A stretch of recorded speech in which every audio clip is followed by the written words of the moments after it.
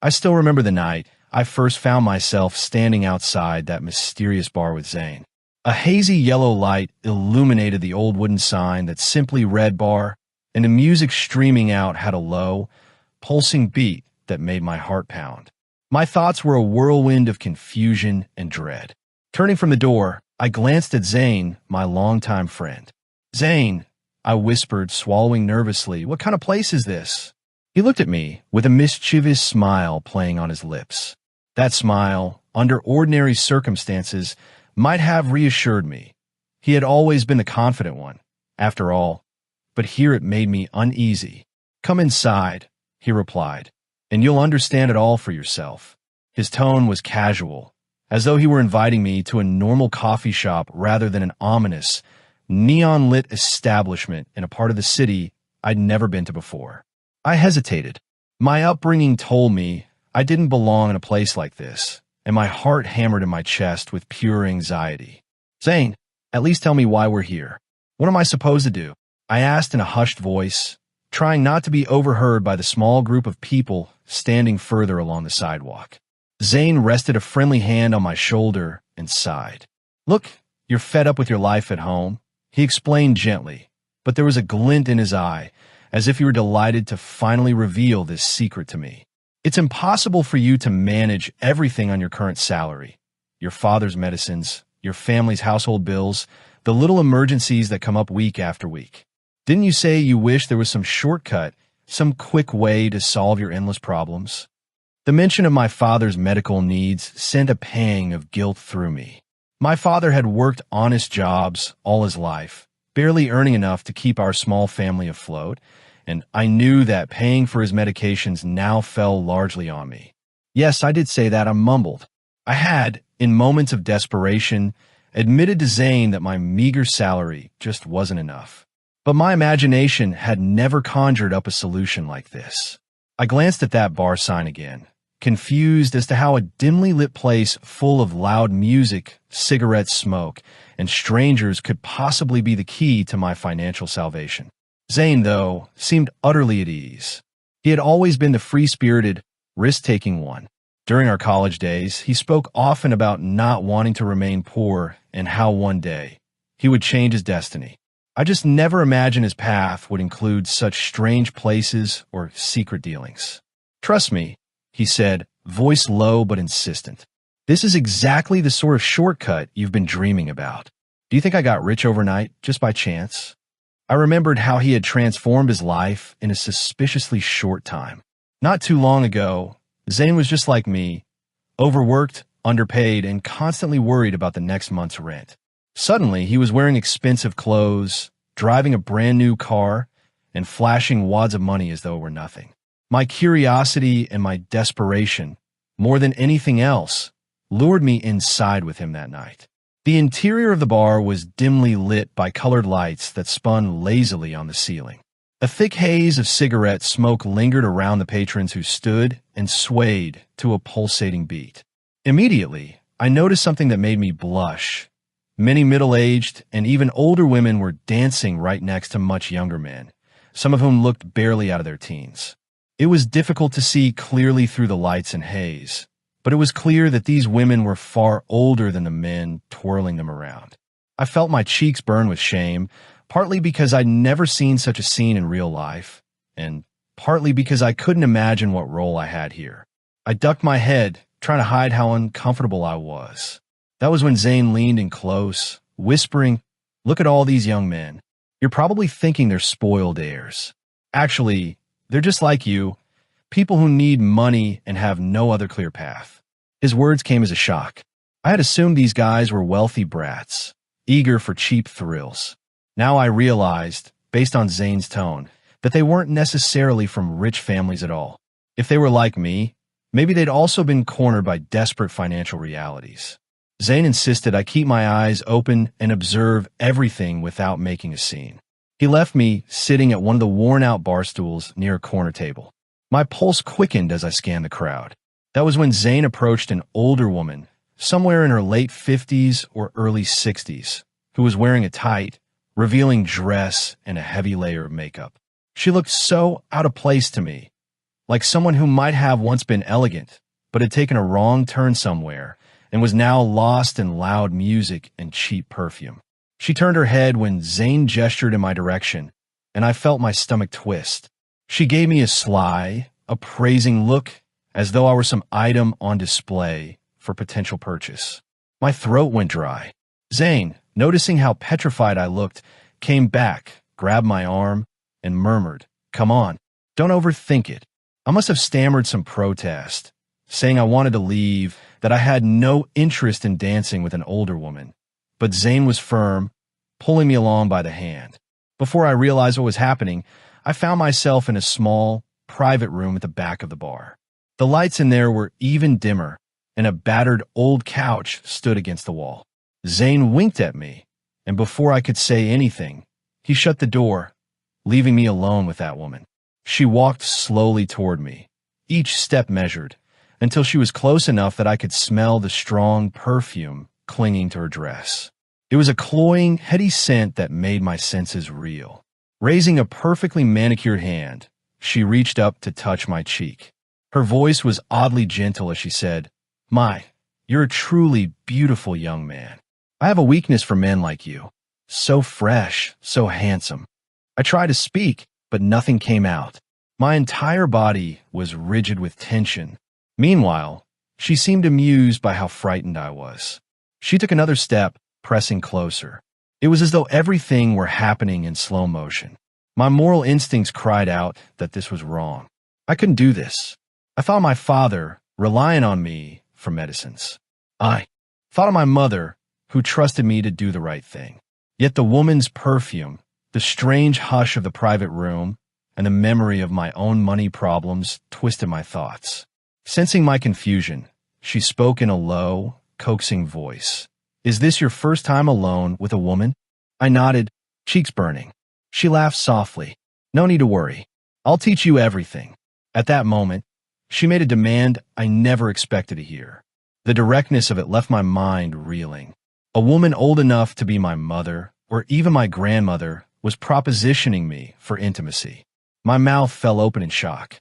She noticed my expression and smirked. "I'm not asking you to do this for free," she assured me. "I'll pay you. More than I pay Zane if you please me. Name your price, and we'll see how well you do." That reference to money made me remember all the bills piling up at home. Rent overdue, the electricity bill that could swallow my salary whole, my father's expensive medications, and my younger sibling's school fees. Without giving me too much time to think, the older woman stepped forward and touched my face again, trailing her fingertips down my arm. In a daze, I found myself swept into her hold. Despite my objections, some scattered words about sin, morality, how this was all wrong, she only gave a breathless laugh, as though my protestations excited her more. Overcome by a mixture of fear, confusion, and my own physical reactions, I surrendered to her will. 2 hours passed like that. When it was over, and I stumbled out of the room, exhausted and humiliated, Zane was waiting. He threw me an almost triumphant grin, as though to say, "See? I told you." I felt my face burn with shame. Before I could hurry away, the woman approached, pressing a thick bundle of cash into my hand. "Come to my house every day," she told me in a husky whisper. "I'll pay you just as much each time. In fact, I'll give you whatever you ask for. Don't forget that." She slipped away into the murky depths of the bar, leaving me trembling and confused. I stood there, staring down at the money. I cannot believe that in just 2 hours, I was holding more cash than I usually made in several months. But it was money earned in what I could only call a sinful way. Part of me was revolted. How could I, an able-bodied man, sink to this? But desperation overshadowed my shame. That money alone could settle our overdue bills at home. That money was exactly the amount my father's treatments cost for a month. That money meant I could buy groceries for the family without having to borrow from anyone. Torn between revulsion and relief, I found my hand gripping that wad of cash tightly. Initially, I felt dirty. But as the days passed and my mother's amazed and worried face kept asking, "Where did you get this money?" I found myself taking yet another step down that dark road. Part of me rationalized it. Just a few times, enough to get us over this crisis. Another part whispered that I should do whatever it took to keep my father alive and my family from drowning in debt. My mother's confusion was understandable. We had always struggled financially, yet now I was walking around paying bills as though money weren't a concern. She questioned me directly. "You're not doing anything wrong, are you, son?" But I lied, told her I'd found a part-time job, one that paid extraordinarily well. That's how I slid deeper into the same pattern Zane had been in for a while. At first, it was only that one older woman. She liked me, or so she claimed. She paid me daily whenever I visited her house. She was wealthy in her own right and apparently lonely, so she indulged in my company. Even though the situation felt wrong, I was losing my aversion to it. The house itself was large and furnished extravagantly, with old-style carved wood tables and upholstered chairs. She had a fondness for heavy scents, even burning incense that clung to the drapes. I would arrive nervous, yet each time she welcomed me eagerly, pressing more money upon me afterward. She even insisted I should ask for additional gifts if I wanted. Once she gave me an expensive watch out of nowhere, saying it suited me better than the older watch I owned. I told myself I could keep my conscience quiet. After all, I was solving immediate financial problems for my family. Our rented house was now paid up for months in advance. My father's prescriptions and doctor visits were covered. My younger siblings continued in school without the constant threat of expulsion for late fees. And we finally had groceries in the fridge without me needing to count every coin. My mother was astounded at how quickly our life had improved, but still uneasy about the sudden flow of money. I pretended a casual confidence. "I'm doing part-time work, Ma," I would say. "It's just a really good opportunity, and it's not permanent." She eyed me suspiciously, but she also wanted to believe that I'd simply found a lucky break. However, inside my head, guilt grew heavier. The cycle of guilt and greed tormented me. Sometimes I knelt down to pray and felt so unworthy, but then a voice in my head would tell me that I had no choice. "It's only for a while," I told myself. "Once things stabilize, you can stop." But life rarely goes the way we plan, and the more money I earned, the more I craved it. In no time, I was depositing large sums into my bank account. I sold my motorbike and bought a small, used car. That was a dream I'd never thought possible in my meager situation. I also began upgrading things around the house, fixing leaks, repainting walls, buying better furniture. My father didn't ask questions because he was occupied with his own health struggles, and he seemed genuinely happy that I could pay for everything so easily. My mother, however, could not help being suspicious and asked, "You're sure you're not involved in anything illegal?" Each time I came home late. I kept denying it, growing more adept at lying. What weighed on me the most was that Zane had effectively introduced me to this world. He was an old college friend who, during our school days, was just as poor as I was. We used to do the same routine, study by day, work by night at some store or gas station, scraping enough for tuition and contributing a bit at home. He was often frustrated about how life seemed stacked against us. Meanwhile, I tried to keep my faith in God and accept my lot patiently. Eventually, after college, I lost touch with Zane. I found a decent job at a mid-level company, working 9 to 5. My salary wasn't huge, but it kept our house going, especially since my father was still working at that time. Then everything changed. My father was struck by a stroke. Medical bills piled up. My mother was diagnosed with diabetes and high blood pressure. She needed regular checkups, medication, and special dietary considerations. Inflation soared.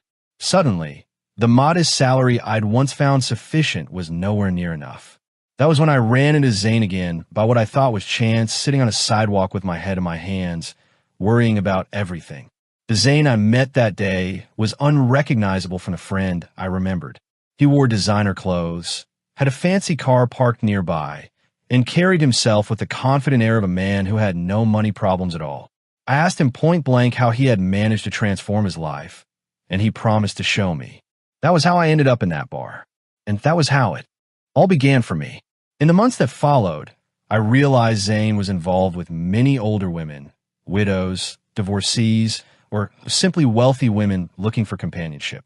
He was being paid handsomely by each of them. He proudly admitted how he juggled their schedules, meeting one in the morning, another in the evening, someone else at night, never mixing them up. I listened in disbelief, but the more I saw the tangible proof of his wealth, the more I was drawn in. Yet, for my own reasons, I chose to stay with just one woman at first, the first older woman who had approached me so boldly. Over time, though, I ended up with someone else, Samina. Samina was in her 40s, not quite as old as the woman from the bar, but still almost double my age. Her husband, a wealthy businessman, had passed away a few years earlier, leaving her a luxurious mansion, a large bank balance, and valuable properties. She had no children to inherit all of it, which made her lonely. She had started drinking, throwing lavish parties, and seeking out young men for fun. By the time I met her, she seemed happy to shower me with money and gifts. I had never been with anyone as wealthy. She even made the first move, flirting in a way that left me speechless.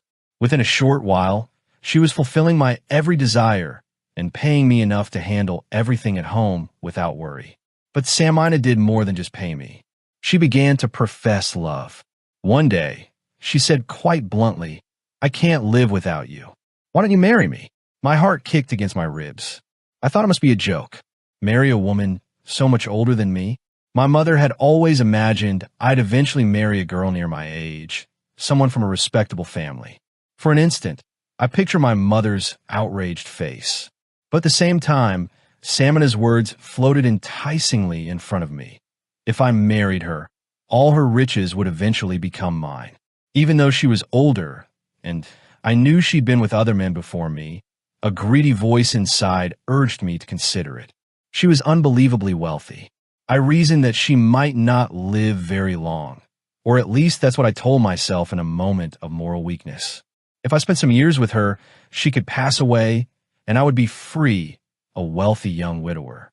The plan, in my mind, was to have everything I ever wanted without working the rest of my life in menial jobs. It was an ugly, selfish thought, but greed had taken root by then. When I shared this plan with my parents, they were horrified. My mother's eyes, wide with shock, spoke volumes. "Have you lost your mind?" she exclaimed. "You should die of shame before even considering such a thing. How can you marry a woman old enough to be your mother?" My father, too, was stunned, though his health problems left him with limited energy to argue. My mother tried everything she could. She scolded, threatened, even said she wouldn't forgive me for betraying the values they'd raised me with. But I refused to bend. My mind was fixated on the future. A big house, fancy cars, plenty of money, no more nights lying awake dreading how to pay the bills. I told her, "I want to live my life on my terms. Shouldn't you be happy that I'm finally getting money without struggling day and night?" My mother's face fell. "Shame on such wealth," she spat, "if it forces you to sell your soul. Do you think your father and I raised you so you become a toy for a woman your mother's age? You forget that we always fed you with honest money. This is unclean. Can't you see it?" Her words stung, but I pushed them aside. Samina offered me a golden cage, and in my desperation, I was willing to lock myself inside it. That's how, against my parents' wishes, I went through with it. I married Samina. She was thrilled, and I moved into her sprawling mansion. My parents were so upset that they barely spoke to me afterward. Occasionally, I would visit them out of guilt, but the visits were awkward. They couldn't meet my eyes, and I avoided theirs. At that point, I was too entrenched in my grand new life to turn back. On our wedding night, I tried my best to be the charming, doting husband. I gifted her a beautiful ring, a face-revealing present, as tradition sometimes dictates. She, in return, handed me a small packet. I recognized it as some kind of performance-enhancing pill. She said with a teasing smile, "Take this. I want a night to be unforgettable." Thinking only of pleasing her, I swallowed it with a glass of milk. True to her word, that night was wild and intense. I felt stronger than usual, riding a wave of artificial energy. In the days that followed, Samina would ask me to keep taking the pills. Every second or third day, she wanted me to replicate that vigor. At first, it seemed harmless. I was still young, and the pills appeared to boost my stamina. But eventually I started feeling a strange weakness in my body, as though these pills were draining some deeper life force from me. I noticed my hands shaking slightly when I tried to hold a cup of tea in the morning. Sometimes my heart would race unpredictably, or I'd feel dizzy. I hid these symptoms from Samina because I knew her temperament. She was a passionate, sensual woman who married me to satisfy those appetites. If she sensed that I was growing weak or impotent, it might anger her. Also, if she cast me out, I'd lose all the luxuries that had become my daily reality. With each passing week, though, my body felt more worn, as though I were aging far too quickly. I started making excuses to avoid her, sometimes sleeping over at my parents' house and claiming my father was very ill, sometimes saying I worked late at the office. But Samina was no fool. She sensed my distance and grew irritable, demanding more attention and fun. One day, a friend who suspected my situation nudged me to see a local herbalist for help. He gave me a concoction meant to restore vitality, but it only made matters worse, leaving me weaker and more anxious. Eventually, it reached a breaking point. I realized I could barely fulfill my duties as a husband, and this terrified me. My shame was so great that I couldn't confide in Samina. Instead, I went to a proper doctor in secrecy, explained my situation through choked sobs, and admitted to taking unknown pills. He asked me to bring the medication for him to examine. When I did, he was appalled. He said, "This is a banned drug. It's extremely harmful, especially in repeated doses. You're lucky you haven't collapsed. I'm afraid your wife's need for intense pleasure has turned you into someone who can't function without these pills. And even then, they're destroying your health. If you want to recover, you'll need a long, careful treatment." My heart sank. I had wanted a quick fix, some medication to restore my former self, but now I was facing months, maybe years, of therapy, special diets, and rest. I felt a desperate desire to hide the truth from Samina, though. I still feared losing this lavish lifestyle. But my plan to remain silent collapsed that very night. I tried to dodge her advances again, feigning exhaustion, only for her to explode in rage. "Do you think I married you to watch you sleep every night?" she demanded. "You're not here to lounge around in my house and spend my money. Do what you're supposed to do as my husband." Feeling helpless, I finally confessed some of the truth, pleading with her to be patient while I recovered. "It's your fault," I said bitterly. "You made me take these pills over and over. I can't perform anymore. I need proper care now, or I might never be healthy again. The doctor said there's hope, but it'll take time." Samina refused to accept any responsibility. She was blinded by anger and desire. "If I'd known you were a worthless man, I would never have married you," she hissed at me. Her accusation made me burn with fury. She had witnessed my ability before, and it was the drugs she gave me that caused this decline, yet she refused to see her part in it. Rather than facing the issue or supporting me, she did something far worse. She began inviting other men into the house. At first, she did it discreetly, but soon she ceased to care that I was around. I watched, numb with horror, as she led these strangers into our bedroom. She spent hours with them behind closed doors. When I tried to protest, she sneered, "Well, if you can't do anything, what else am I supposed to do? Give me a divorce, and let me find someone who can actually satisfy me." That final humiliation was beyond my ability to bear. One day, I pronounced divorce and stormed out, returning to my parents' home. By that time, my father's health was worse than ever, but it was my mother's arms I collapsed into, sobbing like a child. "My greed ruined me," I confessed. "I wish I had listened to you and never married her. I left my decent job for that woman, and now I have nothing." My mother, torn between wanting to console me and wanting to scold me, merely stroked my hair and let me cry. But I was not completely destitute. Over my marriage's duration, Samina had deposited significant sums of money into my bank account. With that, I managed to start a small business, something modest but enough to support myself and my family. Over time, that small business expanded. I had no shortage of money anymore, ironically enough. But I found I had lost something far more precious: my health, my peace of mind, and my future hope of a normal marriage. I tried everything, going to specialists, changing diets, taking new medications. Yet my full vigor never returned. Eventually, I accepted a grim reality. I would never be the man I once was. Time marched on. My father passed away, and my mother followed not long after, always hoping I would remarry and find a normal life. But I couldn't bring myself to do it. I was so ashamed and haunted by the knowledge that I might not be able to fulfill the responsibilities of a husband. I hinted at my condition once or twice to close friends, but no one really understood, and I was too embarrassed to reveal the full story. In the end, my younger siblings grew up and started their own families, thanks in large part to the money I could provide for their education. One by one, they moved out, leaving me alone in a big, well-furnished house that stood as a testament to the wealth I had once so desperately craved. Sitting in that empty house, I realized I had everything I used to dream about materially: money, comfort, even a successful business.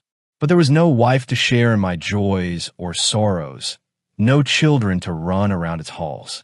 The echoes of my footsteps in those grand, silent rooms felt like a constant reminder of what I had lost. My mother's voice echoed in my mind. Shame on the kind of wealth that forces a person to sell their soul. I finally understood her words. I would have traded every penny I had for the chance to go back in time and choose a different path. If only I had stayed content with my honest work.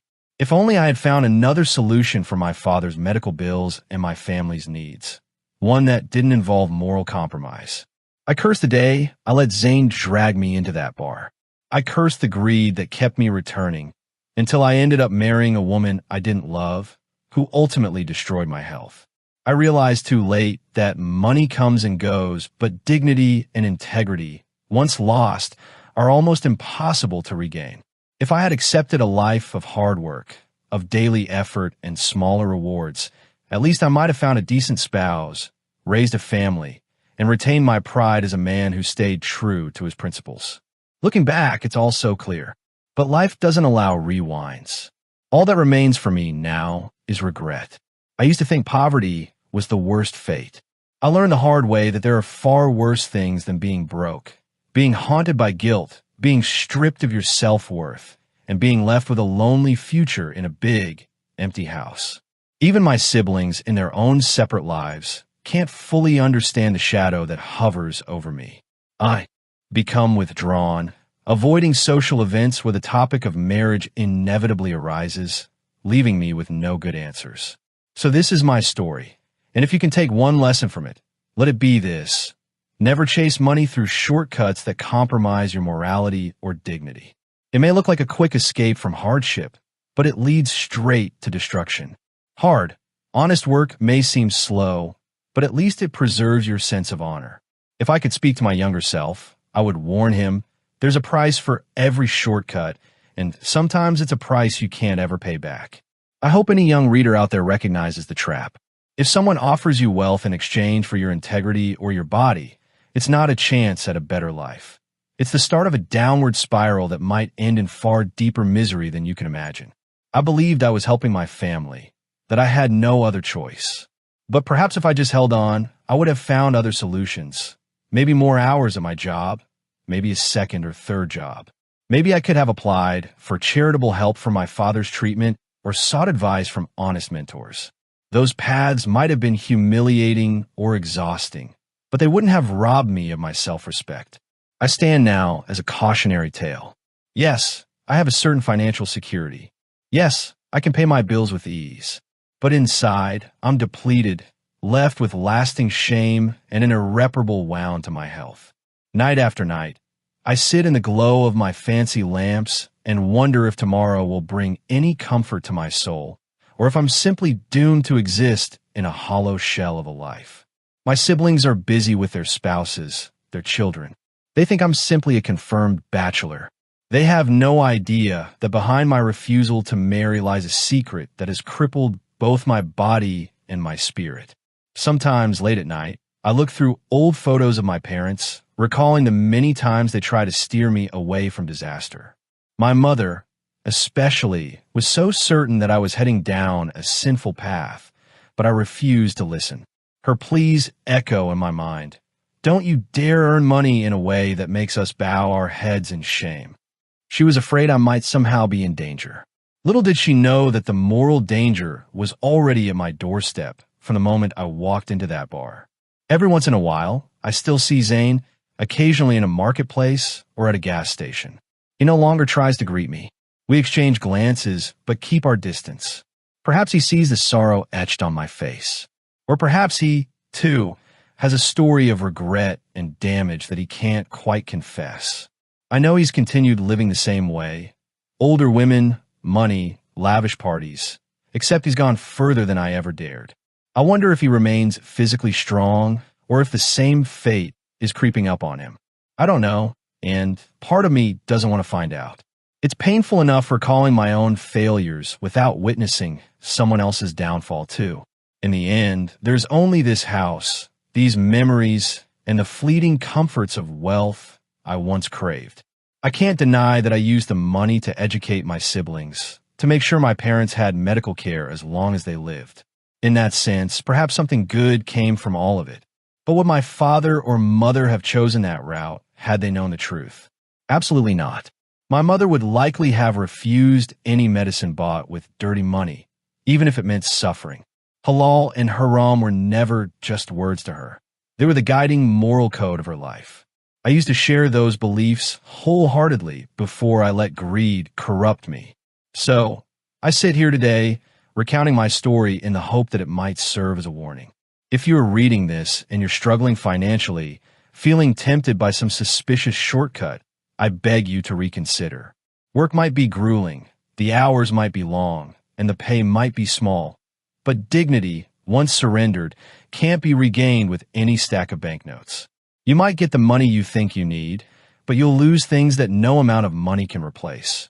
Self-respect, peace of mind, and a future untainted by regret. Even if your family situation is dire, there are better ways. Ask relatives for help, search for extra work, explore government assistance if available. Do anything but sell your honor. Learn from me.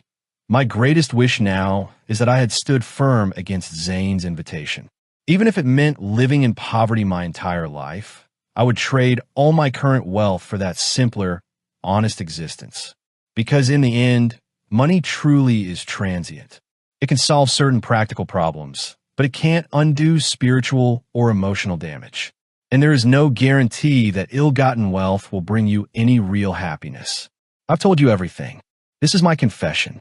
If it shocks you, let it also guide you away from the mistakes I made. I lost my family's respect and my own physical well-being. I paid a steep price for the fleeting pleasures of wealth.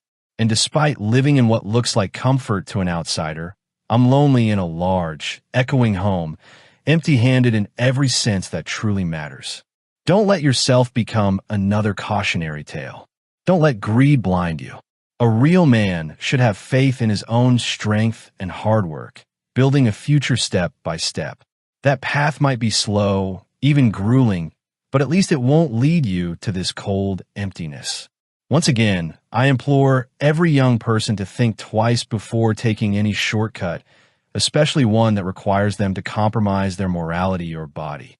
Sometimes the greatest test is enduring hardship with honor rather than seeking an easy exit that costs your very soul. I hope and pray that anyone hearing my words will be wiser than I was, and that you will choose to keep your faith, your honor, and your dignity intact. If you learn nothing else from my story, learn this. No amount of money is worth losing your true self.